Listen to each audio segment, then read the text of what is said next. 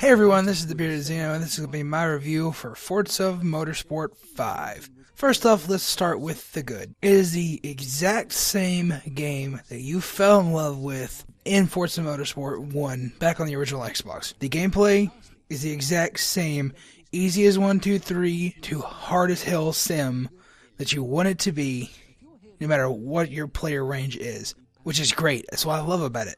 Naturally, I play on the easy settings because I suck at racers, but it's great that it's still there and anybody can enjoy this game still. You can still make those awesome designs that you've loved ever since Forza 2, I believe, and it's really, really in-depth, just like it has been in the previous Forza games, and the graphics are just absolutely amazing. I can't stress enough how well these graphics are. Another thing that's noteworthy, the driver tours. This is not just PR spiel. This is a new, innovative way to use AI, and it works brilliantly. They don't just drive on the same path every single time you race that same track. These are real people driving. I love the fact that it records somebody else's playstyle, implements that into an AI bot, and then puts that into your match. That is an amazing feature, and that's something that's only possible through the cloud on Xbox One, which is really awesome. I know you've heard the power of the clouds, but it actually really works and is intuitive here, and I like that. It's a great, great system. They've also improved the cockpit view, which is just stunning at times. You can even see the reflections of your hands and the steering wheel and dashboard in the windshield, which is just something I've never seen in a racing game before, and I really, really like that. Now let's get to the bad. And some of these are really bad. First off, I want to talk about this Top Gear bowling. What were you thinking, Turn 10? This is so boring, so unneeded, and so unlike Forza. I don't know why this isn't the game at all.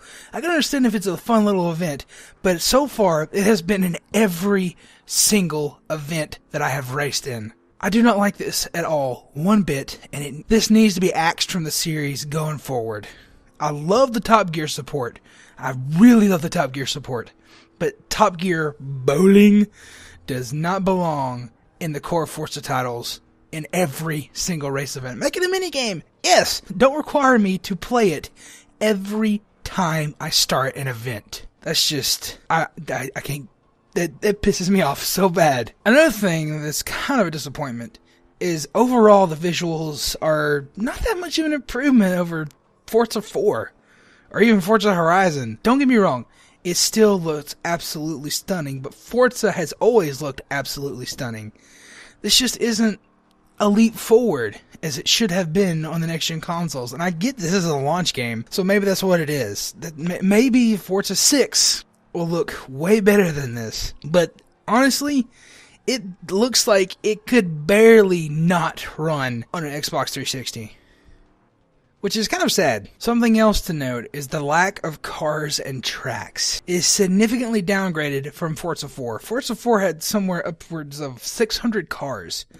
Forza 5 only has around 200. Big significant drop. Honestly, were you using all 600 of those cars? No.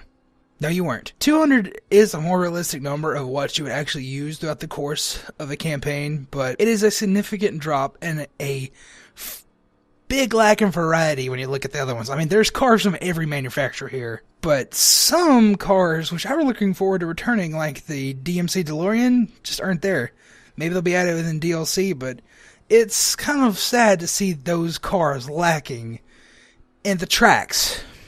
Wow.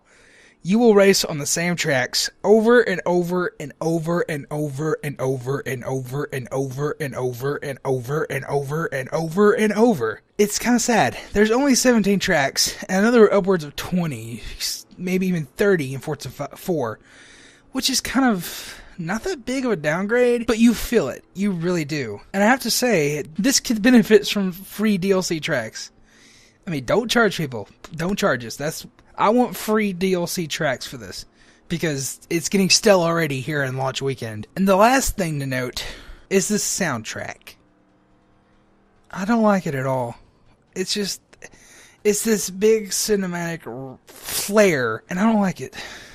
It feels like they try to be like a racing movie to capture that tenseness. Now, while it is tense, it gets annoying. Quite honestly, it just makes me miss the thumping tunes from Forza Horizon, of which the music was so brilliantly done there.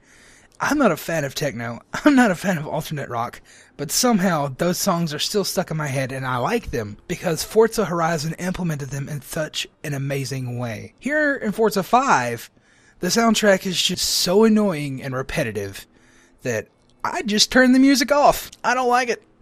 I really don't. There are some things in here that I don't know what Turn 10 was thinking. Top Gear Bowling.